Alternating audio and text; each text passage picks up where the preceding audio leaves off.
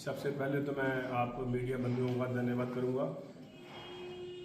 भाजपा की तरफ से पूरे प्रदेश में हर ज़िला स्तर पर बजट पर चर्चा हो रही है। उसी के चलते हुए आज ज़िला रियासी हेडक्वार्टर में हमारे बीच में प्रदेश के सीनियर लीडर, प्रदेश के प्रवक्ता आदरणीय विक्रम मल्होत्रा जी आए हुए हैं। तो इन्होंने आज पहले हमारी बैठक ली और उसके बाद आपके साथ कॉन्फ्रेंस के माध्यम से जो बजट पर चर्चा है, जो बजट के बिंदु हैं, उस पर अपनी बात रखेंगे और मैं आग्रह करूंगा कि विक्रम जी अपनी बात रखें। धन्यवाद रोहित जी।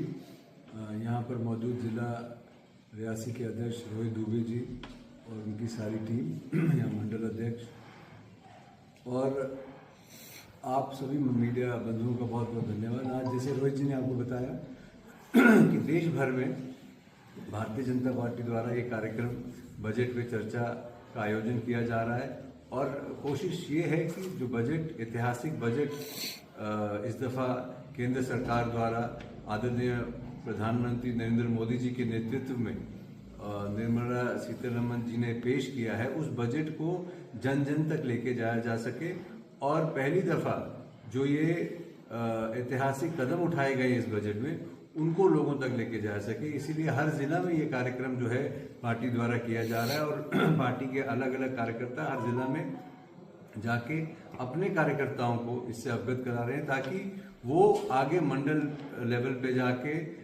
बूथ लेवल पे जाके इस बजट की चर्चा करें लोगों के साथ और जो इसकी प्रमुख बिंदु हैं उन पे चर्चा की जाए।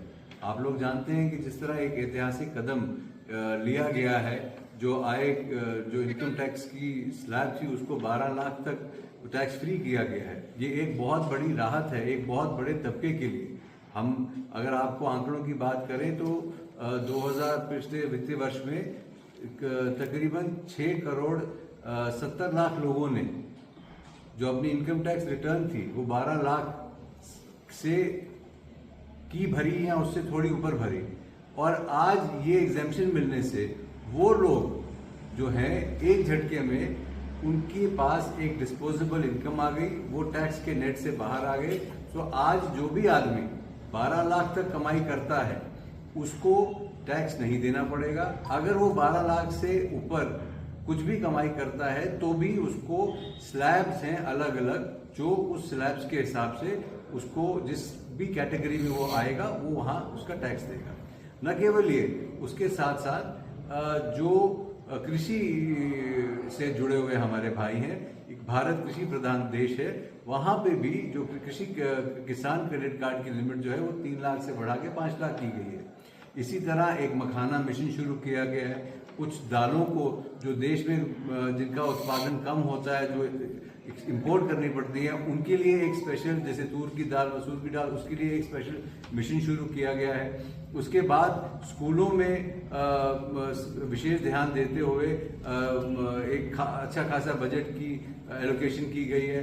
हेल्थ सेक्टर में बजट जो है उसको बढ़ाया गया है। जो डिफेंस सेक्टर है उसमें बजट जो है पिछले साल से बढ़ा के दिया गया। आंकड़े में आपके आगे रख सकता हूं, पर कुल मिला के जो हमारा मकसद है कि जहां नारी शक्ति के लिए इस बजट में जहां प्रावधान है, वहां किसान के लिए प्रावधान है, वहां MSME जो है उसके लिए, उसको अगर कोई सेल्फ एम्प्लॉयमेंट करना चाहता है उसके लिए बजट में एलोकेशन है। तो तमाम वर्ग जो है, चाहे महिलाएं हैं, चाहे बच्चे हैं, किसान हैं, नौजवान हैं, medium and small MSME industry है और मिडिल क्लास है, उस सब के लिए जो अपने हाथ से, अपने कौशल से काम करते हैं, जो कारपेंटर हैं, जो मेसन हैं, उनके लिए विश्वकर्मा योजना में पैसा बढ़ाया गया है। तो कुल मिला के एक होलिस्टिक बजट जो है सरकार ने पेश किया है और इसी को हमारा ये दायित्व है कि हम अपने कार्यकर्ता और आम जन तक इस बजट को लेके जाएं और इसकी जो उपलब्धियां हैं वो लोगों तक लेके जाएं। सर, जम्मू कश्मीर की अगर बात करें तो उसके लिए क्या कुछ कोई खास ऐलान किए गए हैं इस बजट में, या फिर सीधे तौर पे जम्मू कश्मीर को जिसका फायदा होगा? देखिए, जम्मू कश्मीर के लिए जिस बजट, जो पिछले वित्तीय वर्ष में बजट की आवंटन था वो लगभग सेम है, उसमें कोई ज्यादा बढ़ोतरी नहीं की गई है। पर जो आप जिस तरह से जानते हैं कि आयुष्मान की स्कीम जो है, जब पूरे देश में जो आयुष्मान की स्कीम है वो केवल बीपीएल परिवारों के लिए। जम्मू कश्मीर केवल एक ऐसा राज्य है देश में जहां हर वर्ग के लिए कंप्लीट पॉपुलेशन इससे कवर की जाती है। और अब मुझे लगता है 2-3 दिन में आने वाले महीने में जम्मू कश्मीर स्टेट में अब चुनी हुई जो सरकार है वो भी अपना बजट प्रोड्यूस करेगी। और केंद्र सरकार जो है वो हमेशा सपोर्टिव रही है। और जब से धारा 370 टूटी है उसके बाद से आपने देखा कि केंद्र सरकार ने किस तरह से जम्मू कश्मीर को चलाने की कोशिश की, एक सही राह पे लाने की कोशिश की। आज जब एक चुनी हुई सरकार है वो जब अपना बजट लेके आएगी तो मुझे लगता है केंद्र सरकार कोई भी कदम पीछे नहीं उठाएगी। और जहां तक जम्मू कश्मीर की सहायता का सवाल है तो केंद्र सरकार ने, प्रधानमंत्री जी ने हमेशा कहा है वो शाना बशाना स्टेट की, जो राज्य की सरकार के साथ चल के जम्मू कश्मीर को एक नई ऊंचाई पे ले जाने के लिए वो तत्पर है। कुछ दिन पहले कांग्रेस का एक कार्यक्रम वर्कर्स के साथ बैठक जो है वो हुई है और स्टेटहुड की मांग उन्होंने उठाई है। जम्मू कश्मीर के उनके प्रधान करा जी भी आए थे, लाल सिंह जी आए थे, रमन बल्ला जी आए थे और अन्य बड़े नेता यहाँ पे पहुंचे थे। उनका ये कहना था, वो भाजपा से सवाल कर रहे थे कि वो अनुकूल समय कब आएगा जिसका वादा भाजपा ने किया है स्टेटहुड देने का। देखिए, कांग्रेस पार्टी का आपने इन चुनावों में हश्र देखा। लोगों ने, चाहे वो कश्मीर के लोग हों चाहे वो जम्मू के लोग हों, उन्होंने कांग्रेस पार्टी को कंप्लीट तौर पर नकार दिया। आज कांग्रेस पार्टी अपने आप एक टूटी हुई, बिखरी हुई स्थिति में है। और वो एक ही सवाल बार बार, जिसके लिए हमारे प्रधानमंत्री जी ने floor of the house, home minister ने पार्लियामेंट के अंदर अश्योर किया कि जम्मू कश्मीर को स्टेटहुड रिस्टोर किया जाएगा। और उपयुक्त समय की जहां तक बात है, यहाँ पे बहुत सारे चैलेंजेस हैं। अभी आपने 3 दिन पहले भी देखा कि सीज फायर वॉयलेशन हुई पाकिस्तान के द्वारा। फिर हमारे 2 फौजी जो हैं वो माइंस जो बिछाई हुई थी दुश्मन ने, उस पर कदम रखने से उनकी शहादत हुई। नौजवान थे, 2 महीने में उनकी शादी होने वाली थी। नौजवान, खून बह रहा है। यहाँ पाकिस्तान की तरफ से सीज फायर वॉयलेशन हो रही है। और एक अलग रास्ते पे एक जो मानसिकता थी, जो टेरर इकोसिस्टम को तोड़ने की कोशिश 370 हटने के बाद से ये सरकार कर रही है। और बहुत ज़्यादा कामयाबी भी मिली है। जिस तरह से आप कश्मीर में हालात में आज बदलाव देख रहे हैं, तो मुझे लगता है कि केंद्र सरकार, जिनके पास सिक्योरिटी की जिम्मेवारी है, वो अनुकूल समय वो तय करेगी। उसमें खाली प्रधानमंत्री जी नहीं, बल्कि यूनिफाइड कमांड है, आर्मी है, लोकल पुलिस है, उनकी इनपुट लेके जब अनुकूल समय मुझे लगता होगा। और जब प्रधानमंत्री किसी बात का वादा करते हैं तो वो उस पर सही उतरते हैं। उन्होंने 370 हटाने का वादा इस देश के साथ किया था, वो हटा के दिखाया। जब पाकिस्तान में बालाकोट एयर स्ट्राइक्स की गई तो की गई। ये वो प्रधानमंत्री नहीं है जो कहते कुछ है और करते कुछ है। पर अगर उन्होंने कहा है, मुझे लगता है ये केंद्र सरकार की सूझबूझ पे छोड़ देना चाहिए और कांग्रेस पार्टी को अपना घर सही करने की कोशिश करनी चाहिए, ताकि लोग उनकी बात सुने और वो एक मजबूत ऑपोजिशन बन के यहाँ खड़े हों। अभी आप ये कह रहे हैं कि अभी हालात सामान्य नहीं हुए हैं, और दूसरी तरफ युवा राजपूत सभा ने भी यही मांग उठाई है, प्रदर्शन भी किया है, और उनका कहना था कि एक आंदोलन के रूप में अब इसे चलाया जाए। देखिए, मैं आपसे एक बात बताऊं, ना तो मैं, ना युवा राजपूत सभा, ना कोई और दल इस स्थिति में है कि ये जो सिक्योरिटी सिचुएशन का रिव्यू होता है और ये सब तमाम चीज़ें होती हैं, ये कोई पब्लिक कंजम्पशन की चीज़ें नहीं होती हैं। हम एक बहुत बड़े मुल्क जो हमारे खिलाफ लगातार साजिश कर रहा है, उसके साथ जूझ रहे हैं। हमारे बॉर्डर LOC उनके साथ है। तो मुझे लगता है ये फैसला हमको उन पे छोड़ देना चाहिए जो इसमें माहिर हैं, जो इसमें स्पेशलिस्ट हैं। और जब अनुकूल समय होगा तो मुझे लगता है जरूर स्टेटहुड वापस आएगा। पर आज नेशनल कॉन्फ्रेंस और कांग्रेस की मिलीजुली सरकार जम्मू कश्मीर में है, तो जो उनके ऊपर दायित्व, वो हर चीज में एक ही बात आपको कह देंगे कि स्टेटहुड आप वापस ले आओ। अभी जो उन्होंने वादे किए अपने मैनिफेस्टो में, तो टाइम तो ये है कि जनता उनसे पूछे 200 यूनिट बिजली कब फ्री होगी, पानी कब फ्री होगा, बाकी सारी चीजों के जो पेंशन उन्होंने बढ़ाने की, गरीबों की विडो पेंशन बढ़ाने की बात की थी, वो कब बढ़ेगी। तो आज जब आप उमर अब्दुल्ला साहब से कोई मीडिया वाला सवाल करता है तो वो बोलते हैं हमारे पास तो कुछ है नहीं, हम तो अभी अभी आए हैं। अब कब तक आप केंद्र की बैसाखियों पे अपनी सरकार चलाने की कोशिश करोगे? आप चुने हुए मुख्यमंत्री हैं, आप चुनी हुई सरकार का हिस्सा हैं, कांग्रेस के साथ कोalition में आपने सरकार बनाई है, तो आप लोगों को डिलीवर करके दीजिए। सर कुछ चर्चाएं सोशल मीडिया में भी और अंदर खाने भी चल रही थी भाजपा और नेशनल कॉन्फ्रेंस में गठबंधन को लेकर, इस पर आप क्या कहेंगे? ये कोरी अफवाहें थी या कुछ चर्चाएं वाकई मुझे में लगता है ये जो लोग बेकार बैठे हैं, जिनके पास और कुछ करने को है नहीं, वो इस किस्म की अफवाहें वक्तन बवक्तन चलाते रहते हैं। आज स्थिति ये है कि नेशनल कॉन्फ्रेंस की मेजॉरिटी की चुनी हुई सरकार यहाँ है, भाजपा एक मजबूत ऑपोजिशन के लिए तैयार बैठी है और अब लोगों की नजरें इस बजट पे है।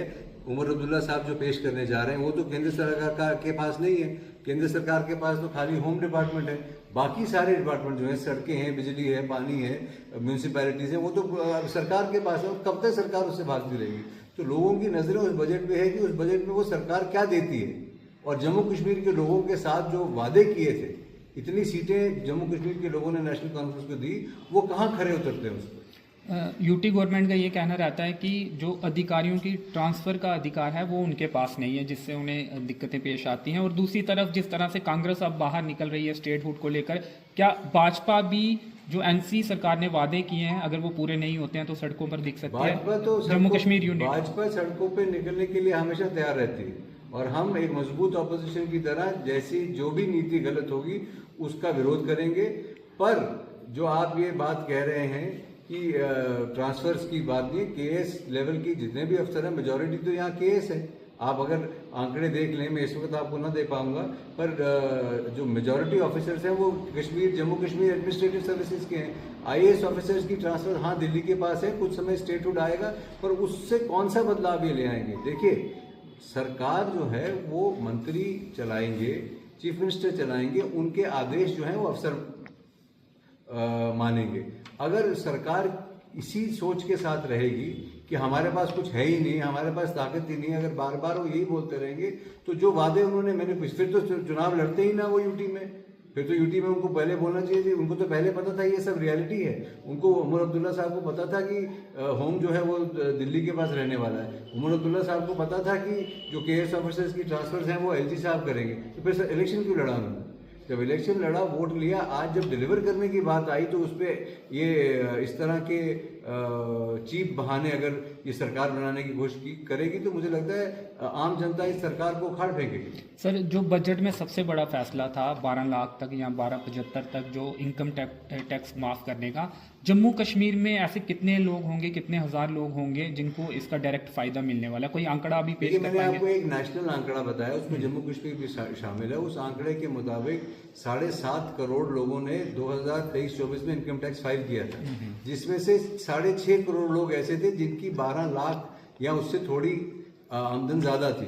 तो आप खुद सोचिए कि 87% पॉपुलेशन जो है इस देश की जिन्होंने इनकम टैक्स रिटर्न फाइल किया, उनको तो सीधा सीधा फायदा हो गया। तो केवल 10% उस टैक्स ब्रैकेट में रह गए जो 12 लाख से ऊपर थे। तो एक बहुत बड़ा फायदा मध्यम वर्ग को। आपने रेंट में एग्जेम्पशन देखी कि जो सीनियर सिटीजन है, अगर वो 50,000 से कम रेंट ले रहे हैं, उनको किराया आता है, तो उनको टीडीएस नहीं कटेगा।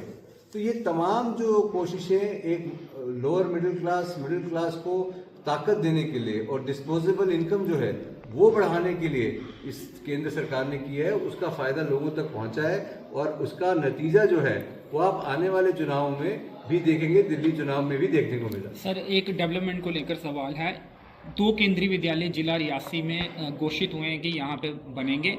लोगों की ये मांग है कि इसी सेशन में उनकी क्लासेस जो हैं किसी और अन्य बिल्डिंग में, जब तक बिल्डिंग नहीं बनती है, शुरू की जाए। इस पर कोई वादा करेंगे आप लोगों से या इसको अंदर अधिकारियों से चर्चा करेंगे? हम जरूर, अगर जिलाध्यक्ष जी से बात करके एक मेमोरेंडम जो है वो हम अध्यक्ष जी के माध्यम से केंद्रीय जो एजुकेशन मिनिस्टर है उन तक पहुंचाएंगे और जो भी हमारे से हो सकेगा, आदरणीय हमारे जो स्टेट के प्रेसिडेंट हैं उनसे भी बात करके इसको जरूर लोगों की मंशा के अनुसार हल कराने की कोशिश करेंगे। Thank you sir. Thank you.